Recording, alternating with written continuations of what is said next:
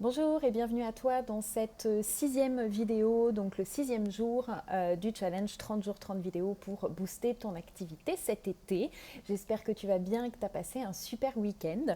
Et aujourd'hui, vu qu'on est lundi et que c'est le début d'une nouvelle semaine, je viens te poser une question que j'avais posée il y a à peu près un an. J'avais organisé une formation, une formation gratuite sur mon groupe Facebook, donc peut-être que tu y étais déjà. Cette question, c'est quel est ton chiffre magique? C'est une question qui est ultra importante parce que ton chiffre magique, qu'est-ce que c'est? C'est en fait le chiffre qui va te permettre d'être indépendante financièrement. C'est celui qui va te permettre de ne plus survivre, c'est-à-dire de ne plus simplement avoir de l'argent pour payer tes factures, payer les charges, etc. Mais c'est vraiment le chiffre qui va te permettre de vivre pleinement, confortablement de ton activité, et donc ça va te permettre de soutenir tes projets, ça va te permettre de profiter de la vie, ça va te permettre d'investir, de mettre de l'argent de côté, ça va te permettre de te développer sur le plan professionnel, de développer ton activité, etc. Donc ce chiffre, c'est super important de le connaître parce que ça va t'obliger derrière, ça va te forcer, on va dire, à prendre des actions à la hauteur pour pouvoir justement atteindre ce chiffre tous les mois. D'accord? Donc, ça, c'est le premier point. Le deuxième point, c'est que quand tu connais ce chiffre magique, tu vas savoir également combien de clients tu dois avoir chaque mois. Et donc, qui dit combien de clients tu dois avoir chaque mois, dit également combien de prospects ça va te demander chaque mois, puisque tu ne vas pas forcément signer toutes les personnes qui vont te contacter. Tu as ce qu'on appelle un taux de conversion. Donc en fait, ce chiffre, tu vois, il est vraiment crucial au niveau de ta motivation, au niveau des actions que tu vas prendre, au niveau de la clarté, au niveau de savoir exactement au niveau de tes objectifs. Donc c'est vraiment super important. Et bien sûr, il y a une grande différence, il y a un fossé entre ce chiffre que tu t'es fixé, qui est le chiffre de survie, c'est-à-dire je vivote de mon activité, j'ai de l'argent qui rentre, mais voilà, ça c'est pas non plus exceptionnel. Et puis donc ce chiffre idéal qui lui va vraiment te permettre de profiter. Et donc en fait, ce fossé, il y a tout simplement en fait quelque chose qui t'empêche d'y aller, d'accord?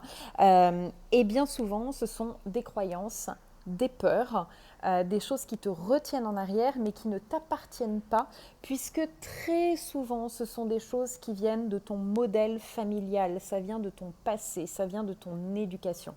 Je me rappellerai toujours de cette cliente que j'ai accompagnée et qui avait des parents qui étaient entrepreneurs, qui avaient une activité, ils étaient tous les deux dans la même activité et l'activité ne marchait pas.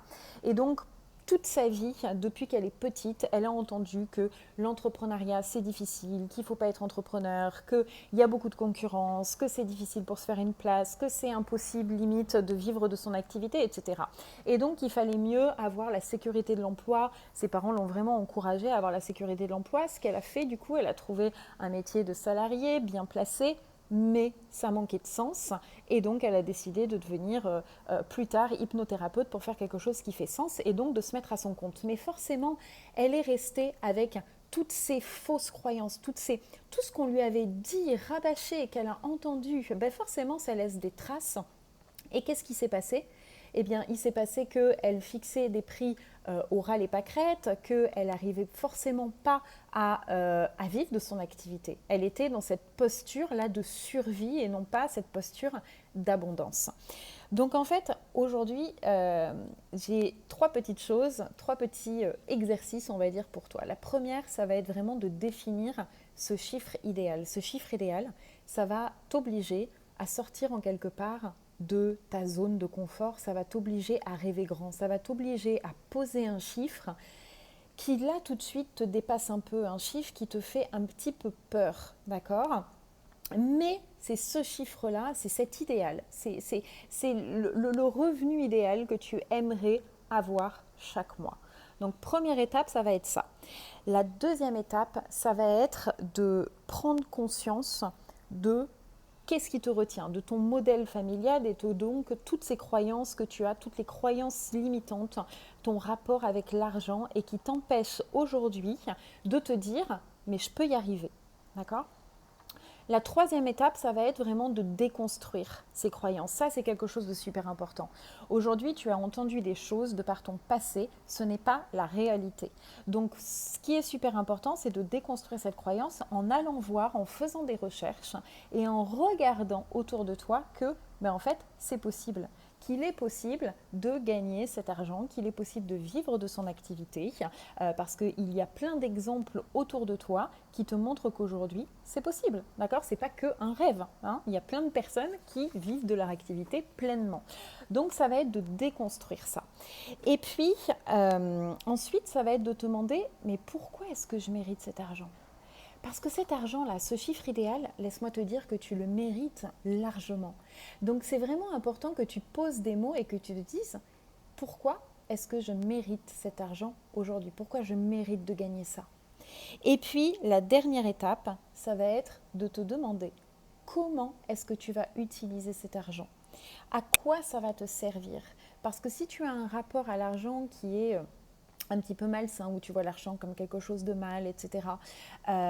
Cette question, elle est super importante parce qu'en fait, l'argent, il est neutre. Il est ni mauvais, ni bon. C'est l'utilisation que tu fais de cet argent qui fait la différence.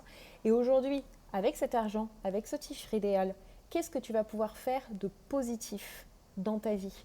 Que ce soit dans ta vie personnelle, mais aussi dans ta vie professionnelle. Parce que tu vas pouvoir faire plein de choses ultra positives et donc te servir positivement de cet argent.